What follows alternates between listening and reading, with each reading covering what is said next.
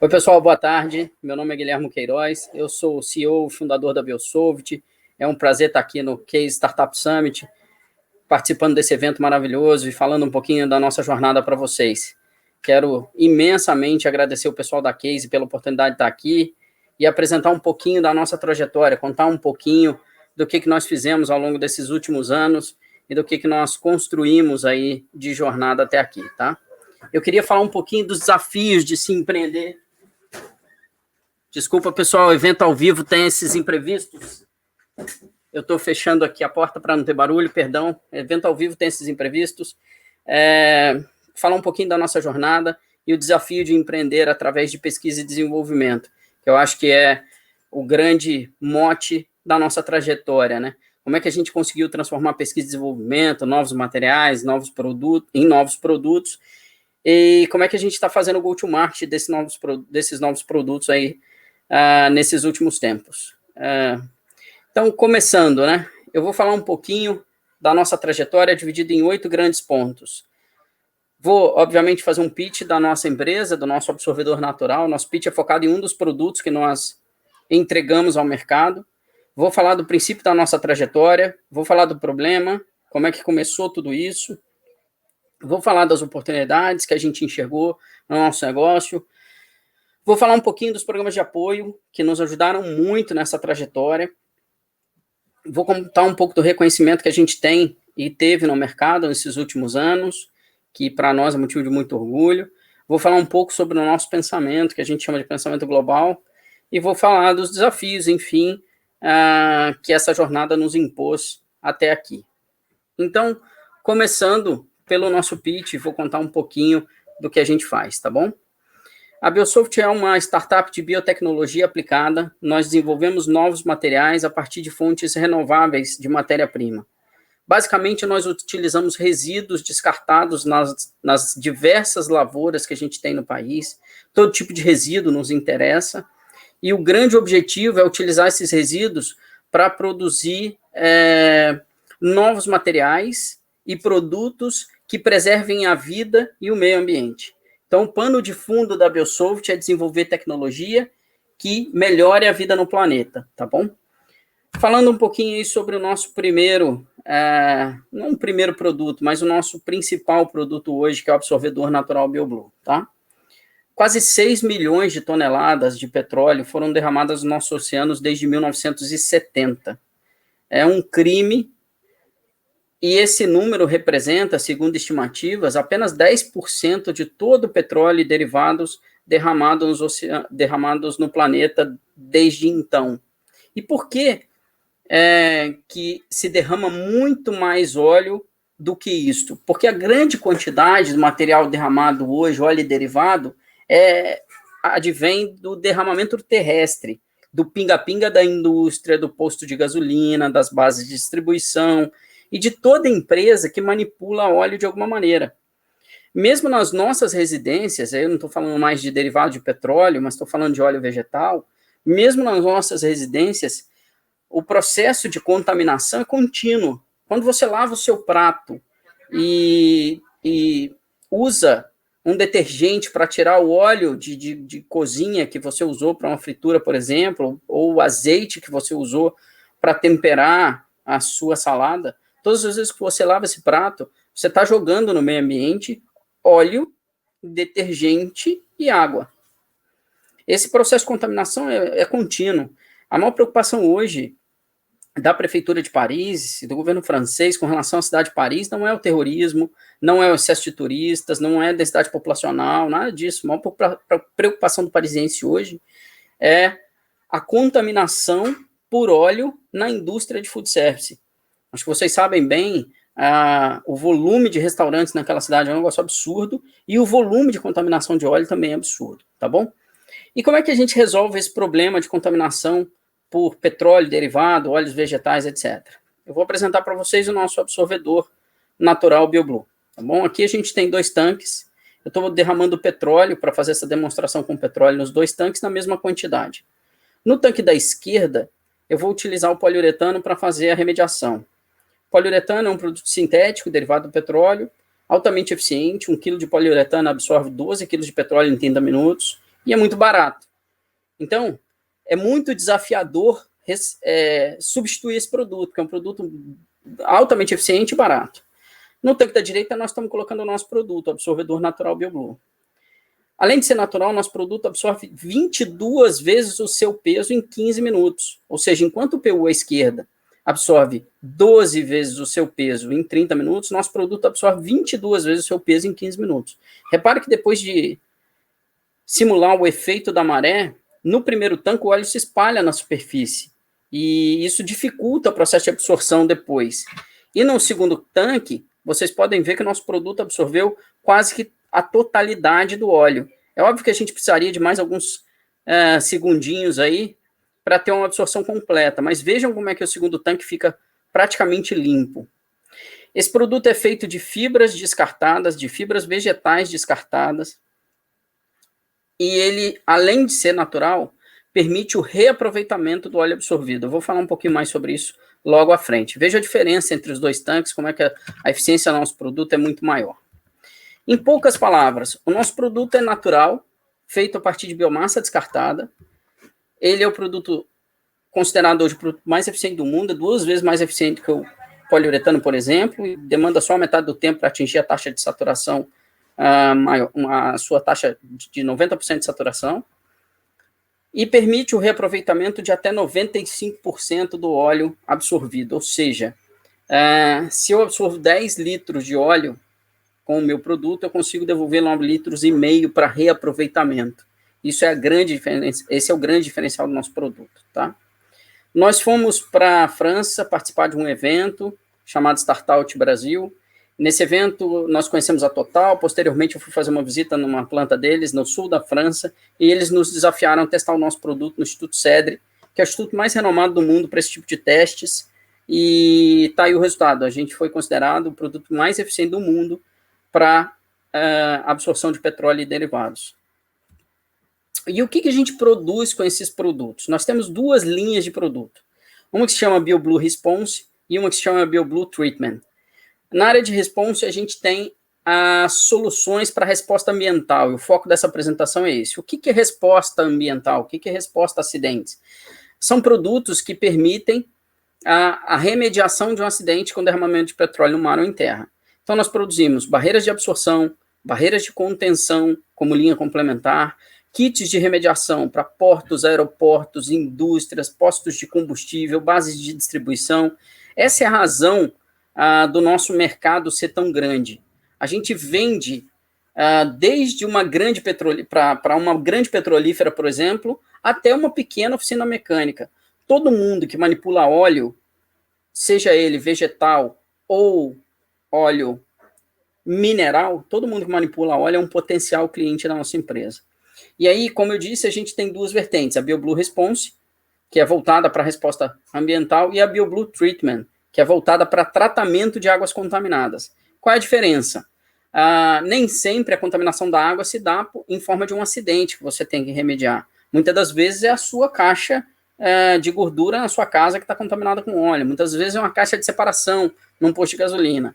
E a gente tem hoje uma série de pesquisas voltadas para remediação e tratamento dessa água contaminada por óleo, tá?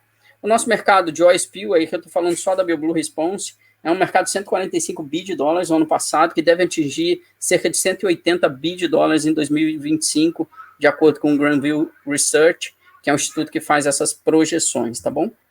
Um pouco dos nossos números, né? A gente está projetando uma receita de 85 milhões de dólares para 2023, e aí, obviamente, a gente tem um projeto de internacionalização para fazer que esse número seja atingido. É uma projeção muito ousada, a gente sabe disso, a gente sabe o desafio que é isso, mas nós também entendemos que temos na nossa companhia algumas avenidas de crescimento muito importantes para perseguir, para caminhar nessas avenidas e chegar a esse número, tá bom? A gente fechou agora no final do ano passado o nosso Série A, fizemos uma rodada com um Family Office aqui no Brasil. A gente captou 15 milhões de reais, na época dava cerca de 3,75 milhões de dólares, e a gente já fez essa rodada com valuation de 25 milhões de dólares. Ou seja, já era um valuation próximo aí de 110 milhões de reais. A nossa empresa, ela tem um valuation um pouco fora da curva, né? Porque nós não medimos simplesmente o nosso desempenho em vendas como fator preponderante para a avaliação do nosso negócio. Nós medimos as nossas pesquisas, os novos produtos, as avenidas de crescimento que nós temos através desses novos produtos. Então, como uma empresa de biotech, a gente tem uma valorização ligada majoritariamente à nossa capacidade de criar novas soluções. A gente até brinca que, dentre os produtos que nós temos, a gente tem 2 linhas hoje, eu estou falando só de uma por enquanto. A gente costuma brincar sempre que as pessoas perguntam, mas qual é o produto mais interessante que vocês têm? A gente responde sempre, o próximo. Quer dizer, é aquilo que a gente ainda está desenvolvendo e que a gente vai colocar no mercado. Aqui eu tenho alguns reconhecimentos e programas de aceleração, programas de apoio que a gente participou, mas eu vou deixar isso para o próximo slide. Quando a gente fala um pouco para os próximos slides, a gente fala um pouco mais de propriedade sobre isso. E aí, fechando o nosso pitch, um pouco do nosso time, né? Eu sou o CEO da companhia, eu venho da TOTUS, que é uma das maiores companhias de software do Brasil. Eu não sou formado em biotecnologia, sou analista de sistemas, sou pós-graduado em gestão empresarial na GV, tenho cursos de extensão no IBMEC em São Paulo e também na Dom Cabral em Belo Horizonte.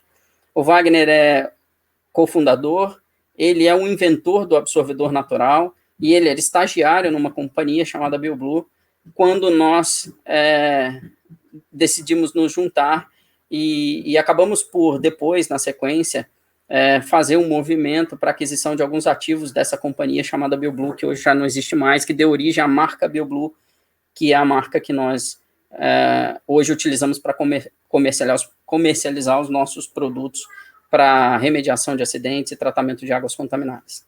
O Giuseppe é nosso diretor de mercado internacional, é um executivo com passagens na Telecom Itália, na Ucrânia, aqui no Brasil, fez startup da TIM aqui no Brasil, foi presidente de uma companhia, de uma subsidiária da TIM no Brasil, e aí se juntou a nós com o desafio de tocar a nossa expansão internacional.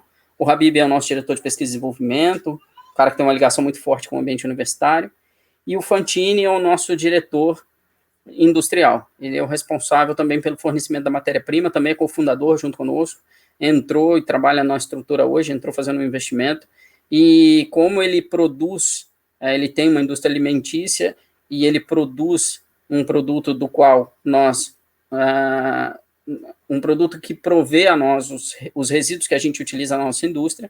O Fantini também é o nosso provedor de matéria-prima. Bom, esse é o nosso pitch. Eu até costumo ter uma frase de efeito no final, mas nesse caso não faz muito sentido falar sobre isso, e aí eu vou pular um pouquinho para como é que essa história começou, como é que isso nasceu e como é que a gente chegou a essa startup aí que é a Biosoft, tá? Tudo começou lá em 2008, né? Tem tempo para dedéu. Era um sonho que eu tinha de montar um plano B, de ter um plano B. Meu pai foi funcionário de uma fábrica de palmito em conserva e dedicou praticamente a vida profissional dele inteira à construção dessa fábrica de palmito em conserva. E ele fez disso a sua vida, trabalhou muito, nunca foi sócio da empresa, sempre foi funcionário, e essa dedicação toda se perdeu, entre aspas, porque essa companhia, essa empresa, acabou fechando depois de alguns anos. Eu tive a oportunidade de ver a pujança desse negócio quando eu era jovem, e acalentei, digamos assim, o sonho de montar uma fábrica de palmito como um plano B para minha saída na TOTUS. A TOTUS é uma companhia ultra dinâmica, para quem conhece, é uma companhia de software. Eu sou franqueado, eu respondo pela operação no Rio Interior ainda, estou me desligando esse ano, ainda sou o CEO da TOTUS Rio Interior, pelo menos até dezembro, nós estamos agora finalzinho de outubro, mas até dezembro tem mais 2 meses e pouquinho aí para terminar a minha jornada como CEO da TOTUS. Já se vão 20 anos como CEO da empresa praticamente, e eu estou encerrando esse ciclo agora para me dedicar exclusivamente a Biosoft. E eu sempre soube que a TOTUS é uma companhia com um grau de exigência muito alto, que eu teria que me dedicar muito, e chega um momento da vida que a gente pensa em se desligar desses compromissos constantes. Então, eu tinha um plano de transição, eu queria, em algum momento da minha vida, fazer alguma outra coisa, e não me contentava com a ideia de me aposentar. Isso nunca passou pela minha cabeça. Eu não gosto de gato, cachorro, periquito, papagaio, zoológico, eu não gosto de nada disso. Eu gosto muito de trabalhar. Então, eu precisava ter um plano B, eu precisava ter para onde ir, né? Tinha que ter onde encher o saco das pessoas quando chegasse a uma certa idade, que eu não tivesse mais como contribuir tanto assim com a TOTUS. E aí eu queria montar essa fábrica de palmito, nasceu esse projetinho, isso aqui é o desenho do primeiro croquis da fábrica que a gente ia montar, um negócio pequenininho, focado no mercado internacional. Meu objetivo sempre foi exportar, eu nunca acreditei em produzir, mesmo palmito em conserva aqui no Brasil, não que o mercado brasileiro não seja interessante, é interessantíssimo, mas eu queria fazer um produto premium, que tivesse apelo no mercado internacional, porque palmito é muito consumido aqui, muito pouco consumido fora. Então eu tinha essa intenção de internacionalizar esse negócio chamado palmito. E para fazer isso acontecer, eu procurei utilizar o conhecimento acumulado, né? Meu pai tinha conhecimento acumulado, meu pai é vivo até hoje, está vendo esse sonho todo se construir, né? Eu tinha que usar esse conhecimento acumulado, então chamei o antigo proprietário da fábrica também para me ajudar, para ser meu sócio. São pessoas já de idade, né? Todos os dois acima de 80 anos, meu pai e o antigo sócio, para me ajudar nesse processo e me dar subsídios para fazer um negócio que eu não entendia, né? Então, minha primeira decisão lá, isso antes da startup, antes de tudo, foi ter o apoio dessas pessoas. Só que aí eu comecei a estudar. Entre 2009 e 2012, né, entre a minha atividade que eu tinha na TOTS, que demandava muita coisa, e o meu tempo vago para começar a pensar nesse plano B, eu tinha que avaliar o modelo de negócios. Então, fiz um business plan de uma fábrica de palmito, fui entender quem eram os concorrentes, os competidores, como é que era o mercado, fui entender os cenários, e eu descobri que a indústria do palmito em conserva não é uma indústria com um forte, digamos, com uma avenida larga de crescimento. Tá? É um negócio majoritariamente de subsistência, são muitas fábricas, um mercado altamente brigado por preço, isso era uma coisa que eu não queria. Então, eu sabia bem o que eu queria que fosse uma indústria, isso eu tinha certeza. Eu queria um mercado que não tivesse muita briga por preço, eu queria trabalhar com diferenciação, nunca gostei de brigar por preço, e eu queria um negócio que fosse sustentável. Então, aquilo me chamou atenção e eu percebi que a indústria do palmito em conserva tinha uma falha. E a falha era justamente o desperdício de matéria orgânica. O que eu vou falar para vocês é um negócio assustador, tá? Hoje o palmito no Brasil é majoritariamente cultivado, não tem mais extrativismo praticamente no Brasil. Tem pouco, é proibido, graças a Deus. E o palmito cultivado no Brasil hoje, ele tem um desperdício muito grande de biomassa. Nós temos aí cerca de apenas 3% de uma palmeira sendo utilizado para a produção do palmito em conserva. Os outros 97% são jogados fora, literalmente, ou eram jogados fora até nós. Então, na época que a gente estava idealizando o negócio, eu falei com esse rapaz que estava me ajudando aí, esse senhor que estava me ajudando, que era o antigo proprietário da fábrica de palmito lá. Falei, olha, quando eu montar uma fábrica de palmito, eu quero que ela seja 100% sustentável. Nós vamos usar tudo de uma palmeira.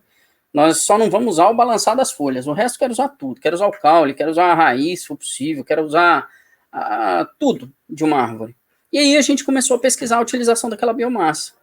Foi aí que a gente começou a acalentar, né? Foi aí que eu comecei a acalentar a ideia de fazer um negócio um pouco diferente.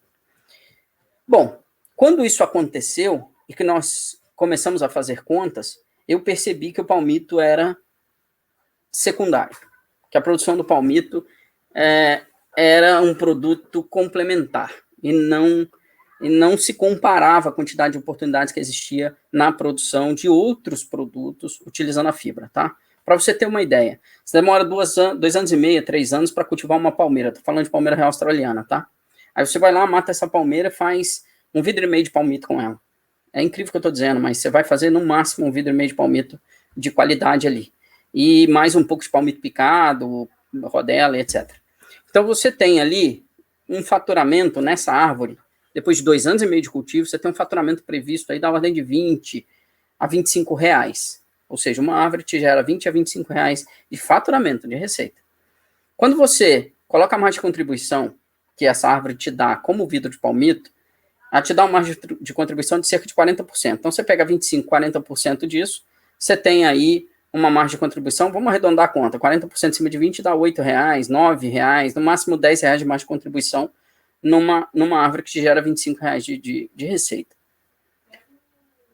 Pensem bem, eu mato uma árvore que demorou 2 anos e meio para cultivar, para ter R$ 10 e jogo 97% dela fora. É um absurdo. O primeiro produto que a gente desenvolveu foi um xaxim. Muitos de vocês são novos, não devem saber o que é. Mas o xaxim é um vaso de planta que antigamente era feita de uma árvore chamada samambaia-sul, era também extrativismo ilegal e foi proibido, também com muita justiça, porque essa árvore entrou em processo de extinção, um absurdo. Só que o xaxim é um produto maravilhoso para cultivo de flores e plantas no ambiente doméstico. Então, o primeiro produto que a gente desenvolveu não tinha nem biotecnologia aplicada, era só reaproveitamento mesmo da fibra. Nós desenvolvemos um xaxim a partir dessa fibra. E o xaxim ficou muito legal, ficou muito bonito, e ele depois, nós fomos dar um certo rigor científico a isso, e a gente começou a pesquisar como é que o xaxim se mostrava como produto para cultivo de flores e plantas, e a gente descobriu que o xaxim que nós desenvolvemos é muito semelhante ao antigo xaxim de Samambaia-Sul, que a morfologia das fibras que a gente utiliza tem semelhanças com a morfologia da fibra do Samambaia-Sul. Então o xaxim ficou muito parecido, e as flores adoravam, a gente começou a fazer testes, o negócio começou a crescer bastante, e aí, em 2014, eu percebi o seguinte, cara, não faz sentido nenhum pensar em... 2013, tá? Não faz sentido nenhum pensar em produzir palmito. Vamos montar uma empresa de biotecnologia, vamos pesquisar, a gente tem um xaxim, vamos vender esse xaxim aí no mercado, vamos fazer o go-to-market, e vamos pesquisar soluções de biotecnologia, e, acima de tudo, vamos licenciar essas tecnologias. O investimento para isso é baixo, a gente vai continuar fazendo aqui dentro de casa, eu consigo bancar esse investimento, e vamos para frente. E aí, eu bati de frente com o primeiro grande desafio, tive que fazer a primeira pivotagem no modelo de negócio da empresa, antes mesmo da empresa nascer como uma startup, que foi o seguinte, a gente começou a visitar algumas empresas que poderiam usar essa biomassa, que poderiam usar os produtos que a gente estava desenvolvendo, a gente desenvolveu uma patente de uma luminária feita com fibra vegetal, a gente fez teste com vários tipos de fibra, utilizamos bagaço de laranja para fazer biopolímeros, enfim, a gente viajou aí um monte de coisa, e a gente descobriu que quando a gente ia falar com uma empresa, uma grande empresa, em licenciamento, isso não agradava os caras, porque eles tinham que se estruturar todo para produzir aquilo não fazia muito sentido para uma grande companhia. E para as companhias pequenas e médias com as quais a gente conversava, os caras meio que ficavam de olho naquilo que a gente estava fazendo para se apropriar daquilo em algum momento e dar um tchau, boa noite para a gente. Então, assim, foi muito difícil para nós encontrar alguém que realmente se interessasse em ser um parceiro, usar a nossa tecnologia, produzir, pagar para a gente o royalties daquilo. E aí veio um insight de, cara, não dá para fazer desse jeito, não vai parar em pé. E aí a gente começou a pensar em fazer um modelo totalmente verticalizado. Isso já em 2014, que quando é o ano de fundação da Biosoft, tá? O modelo totalmente verticalizado prevê o seguinte, a gente vai utilizar a biomassa como matéria-prima, a gente vai produzir produtos que fazem bem para o meio ambiente, não vamos fazer nada de errado com isso, vamos ganhar dinheiro fazendo bem, só que nós vamos ter que verticalizar 100%, ou seja, a gente vai da bancada, da ideação até a prateleira. Nós vamos ter que pesquisar, desenvolver, fazer o MVP de um produto, fazer o go-to-market, e manter uma estrutura de venda e suporte que atenda o nosso cliente na ponta. Bom, o sonho no papel era lindo, né? O problema era a grana. Como é que a gente faz isso sem dinheiro? Com pouco dinheiro, com a capacidade de investimento que eu tinha? Simplesmente não faz. E aí caiu a ficha de que a gente não tinha condição de fazer isso, tá? 2015 foi um ano muito complexo para a nossa economia, acho que todos vocês sabem, foi um ano que a gente se resguardou muito em termos de desenvolvimento, a gente ficou muito quieto no nosso canto, porque o dinheiro que eu tinha não dava para fazer muita coisa, e bem como 2016. Em 2017, a gente realmente, esses anos de 15 e 16 serviram para a gente testar produtos, desenvolver em laboratório, a gente ficou muito debaixo da terra, sabe? Muito quietinho, trabalhando no nosso canto, desenvolvendo os produtos que a gente imaginava que poderiam ser úteis. A gente tem aí umas 8 patentes, uns 8, 9 produtos desenvolvidos, a gente tem 6 patentes registradas, alguns são segredo industrial ainda, a gente acredita que podem se tornar patentes no futuro. Então, por que nasce uma startup? Porque a gente entendeu naquele momento que a gente precisava de duas coisas. A gente tinha um produto inovador, mas a gente precisava de grana. E na minha avaliação, uma startup é exatamente isso, é uma empresa que precisa captar, necessariamente vai captar no mercado, e que tem um negócio inovador, tem um modelo de negócio inovador. Então, foi esse o início aí da Biosoft como uma companhia, tá bom? Tudo começou pela observação de um problema. Eu gosto de frisar esse ponto quando falo um pouquinho da nossa trajetória, porque a maioria das pessoas, quando quer montar uma startup, quando quer montar uma empresa, quando quer iniciar um negócio, ela pensa no problema que ela quer resolver, mas o foco de atuação da companhia não é o problema, é a solução. Então a pessoa vê um problema, se apaixona pela solução que ela idealizou e muitas das vezes investe tempo, grana, recurso, se mata para fazer essa ideia ou essa solução atender o problema, quando na verdade ela precisa ficar atenta que pode ser que ela tenha que rever a solução em função do atendimento do problema. Vou dar um exemplo, no nosso caso. A gente começou utilizando a biomassa descartada, tá? O problema era reaproveitar essa biomassa. Em alguns momentos, gente, a gente se sentiu tentado a fazer outra coisa, a começar a viajar e inserir outros produtos no portfólio, não usar mais biomassa, usar a capacidade de pesquisa dos nossos pesquisadores, e aí nós voltamos atrás. Também em 2015, 2016, a gente voltou atrás, que está errado. Vamos lá, vamos falar de biomassa descartada. O que a gente faz com a biomassa que a gente tem? Como é que a gente faz o bem e ganha dinheiro fazendo isso? Então, hoje o nosso maior problema é, o mundo gera toneladas de biomassa e as descarta todos os dias porque simplesmente não sabe fazer com essa biomassa. E aí tem um ponto ultra relevante, tá, gente? Empreender no Brasil não é fácil, acho, também não quero ficar aqui batendo a mesma tecla, isso é clichê hoje em dia, mas também não é um país tão difícil assim, tá? A gente é um país cheio de oportunidades. Mas o fato é que empreender no Brasil não é simples, não é um desafio trivial. Quando você fala em internacionalizar, isso ganha uma proporção ainda mais complexa, né? Ganha mais complexidade. Por quê? Você vai falar de software, por exemplo, eu conheço a TOTOS, né? Ajudei a construir essa companhia. Quando você vai vender software no mercado externo, vindo de uma companhia brasileira, cara, querendo ou não, o Brasil não é reconhecido como um grande provedor de soluções de TI. O que a gente vê é Israel fazendo isso, vê os Estados Unidos, vê outros países do mundo fazendo isso, a Índia, etc. Mas o Brasil definitivamente não é e não está no radar dos grandes países desenvolvedores de tecnologia. Então, internacionalizar uma companhia com esse perfil não é simples, tem um adicional de complexidade aí. Quando a gente vai para outras áreas, não é diferente. Agora, quando a gente fala de biomassa, quando a gente fala de preservação ambiental, pelo menos até aqui, né, e eu espero que a gente corrija o curso das nossas estratégias para a área ambiental, quando a gente fala em preservação ambiental, o Brasil sempre foi uma referência. Quando a gente fala em utilização de biomassa, o Brasil sempre foi uma referência. Então, isso deu um estalo. Cara, a gente está na empresa certa, na área certa. 87% de toda a biomassa descartada no mundo hoje está nas Américas. 87%. É um número gigantesco. Ou seja, a gente está no lugar certo, na hora certa, fazendo o que é certo. Então, para nós, manter esse pano de fundo, a solução do problema como de pano de fundo para o desenvolvimento da nossa empresa é ultra relevante, tá? E aí a gente começa a olhar as oportunidades. A gente tem 2 linhas de produto.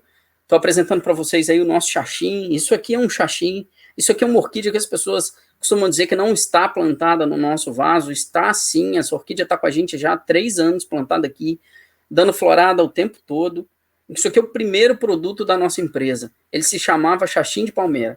Hoje ele se chama único exclusivamente xaxim. Ainda tem alguns lugares que a gente comercializa com rótulo de xaxim de palmeira, por uma questão de mudança de marca, de transição, mas ele vai se chamar só xaxim. Nosso produto tem aí a pretensão de ocupar esse mercado que hoje está literalmente vazio de uma solução que seja realmente, efetivamente natural e que proporcione esse tipo de cultivo de flores, plantas, hortaliças. Tem uma oportunidade incrível advinda dessa pandemia, que é o cultivo doméstico. Isso está crescendo muito, principalmente na área de brotos, hortaliças, e a gente agora criou uma marca chamada BioGreen Home, que é voltada só para esses produtos. Ali a gente tem os nossos substratos, a gente produz 3 substratos hoje, substratos para todo tipo de planta, para orquídeas e bromélias, exclusive um substrato chamado terra vegetal, A gente produz xaxim, agora a gente está entrando com uma linha complementar de produtos. Também estamos abrindo carrinho no nosso e-commerce agora, no próximo mês, investindo muito forte na expansão da linha BioGreen no mercado doméstico, tá? A gente tem uma outra vertente, que é a BioGreen Agro, voltada só para o agronegócio, mas isso não vale a pena a gente falar agora.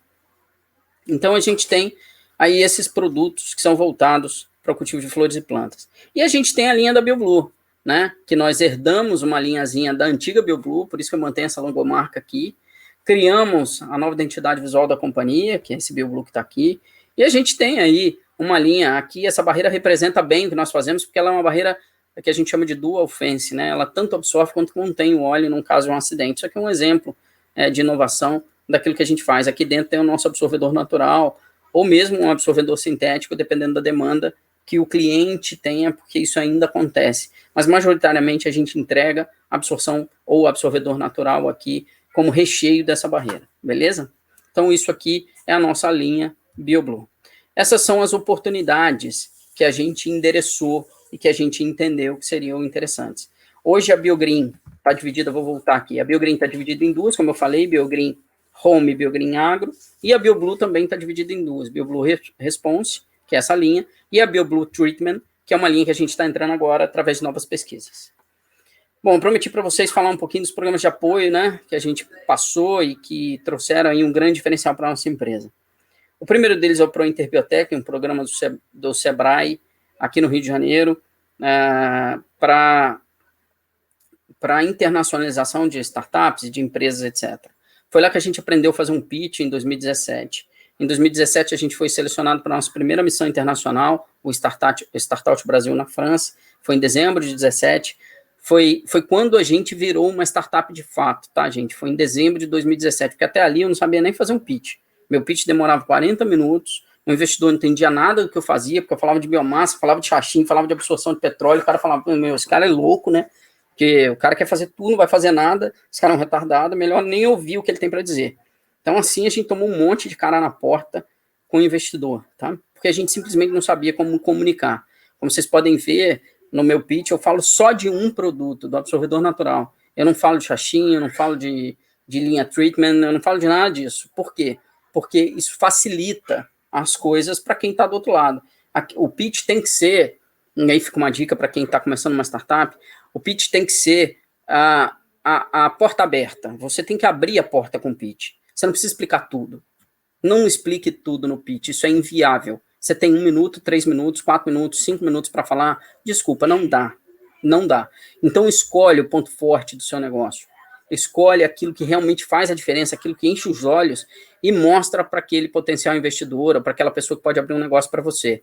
Fala do seu ponto forte, fala do seu principal produto, fala exatamente daquilo que você tem de diferencial. Se a sua empresa é uma empresa de desenvolvimento, por exemplo, de uma plataforma, tudo bem, fala mais sobre a plataforma, etc. Né?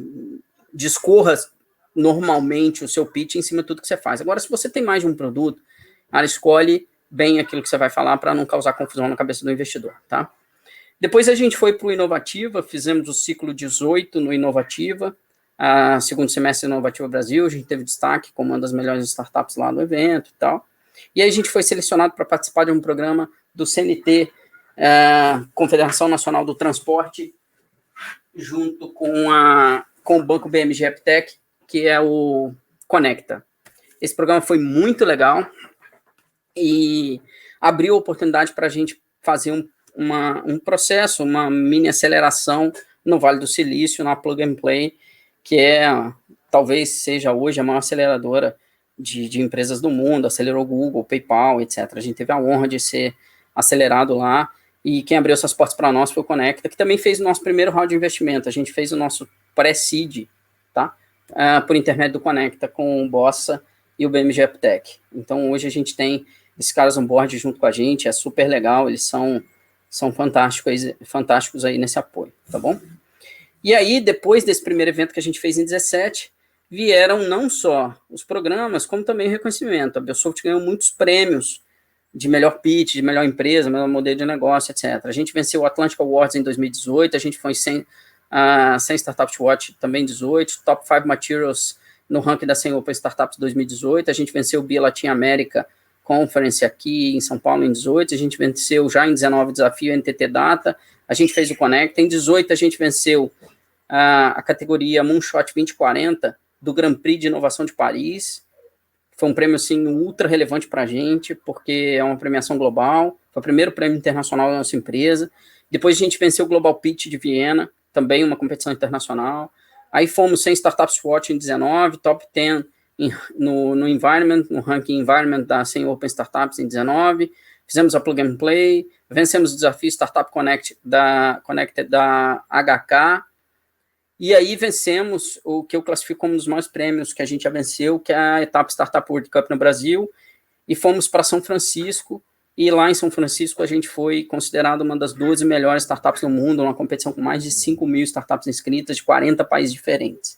A gente venceu o desafio Glue, um prêmio que eu particularmente adoro. A gente venceu o Anshan Arena no passado, um evento maravilhoso com a Anshan, que é a Câmara de Comércio dos Estados Unidos, maravilhoso, maravilhoso. E a gente venceu aí alguns outros internacionais. Vencemos o Blue Bill Valley, que aconteceu durante o Web Summit ano passado, lá em Portugal, como a melhor startup para a preservação dos oceanos no mundo. A gente venceu o South Summit de Sustentabilidade, agora há poucos dias atrás, e a gente venceu a Unicorn Battle aqui no Brasil, e vencemos, ficamos em segundo lugar global também na Unicorn Battle, e vencemos a etapa americana como a melhor startup das Américas na Unicorn Battle, vencendo companhias, inclusive, dos Estados Unidos. Então, toda essa trajetória de premiação serviu para dar, eu diria, para nos dar credibilidade, tá? Prêmio não põe dinheiro na conta, não paga o almoço, mas abre o apetite do investidor, mostra que seu negócio tem sustentação, que o modelo de negócio é viável e faz com que o investidor se interesse. Como eu falei para vocês, a Biosoft tem o desafio de ser global, né? O Brasil é enorme, tem inúmeras oportunidades, mas a gente acredita que o nosso destino é o mundo. A Biosoft não é Biosoft com BR, a gente já nasceu com Biosoft.com, a gente acredita em expansão global e a gente trabalha desde o primeiro momento com expansão global. A gente sempre teve um diretor de mercado internacional, a gente sempre entendeu que a internacionalização é o caminho para a nossa companhia. E como é que a gente faz isso? Num modelo híbrido entre exportar simplesmente, que isso a gente não acredita, ou ter uma presença física que requer um investimento muito grande nosso. Então, a gente faz o meio do caminho. O que a gente faz? A gente faz uma internacionalização baseada no empreendedorismo local. A gente tem sempre um sócio no mercado que a gente atua, e ele é o responsável pelo go-to-market das nossas tecnologias naquele mercado. E, eventualmente, os investimentos também são compartilhados. É assim que a gente funciona, esse é o nosso modelo de internacionalização. Hoje a gente já tem uma operação em Houston, nosso primeiro piloto é nos Estados Unidos, a gente começou uma operação lá agora em julho, numa joint venture com uma companhia americana. Estamos começando a fazer o go-to-market das soluções lá agora. Espero ter uma história bonita para contar, e no próximo evento, se o pessoal da Case resolver me convidar para falar, na próxima eu espero falar do sucesso aí dessa iniciativa de internacionalização. E aí, finalizando, pessoal, com o restinho do tempo aí, né, o perfil do pesquisador, né, como um grande desafio, né, que a gente tem, adequar o perfil do nosso pesquisador àquilo que a gente quer fazer, o dilema de empreender e pesquisar, que é sempre um dilema muito grande na cabeça do pesquisador, então a gente traz ele para o intraempreendedorismo, para empreender junto com a gente, o papel da universidade nisso, que é muitas vezes controverso, a universidade apoia muito, ajuda muito, mas quando a gente chega a falar em propriedade intelectual, a gente tem um desafio grande aí nessa história toda. Enfim, o caso Biosoft é um caso que nós estamos começando, é uma trajetória ainda muito jovem, nossa companhia começou de fato como startup em 2017, a gente tem 2 anos de pista, eu acho que a gente já conquistou bastante coisa, estou muito feliz de poder compartilhar essa história com vocês, espero que a gente tenha aí motivos para falar mais com o time da Case, estou sempre à disposição de vocês, muito obrigado pela oportunidade. Queria pedir a todo mundo aí que está vendo essa tela para anotar o meu LinkedIn aí, fazer contato comigo, eu estou sempre à disposição, muito obrigado a todos, um abraço aí, pessoal, tudo de bom para vocês. Valeu, pessoal da Case, muito obrigado.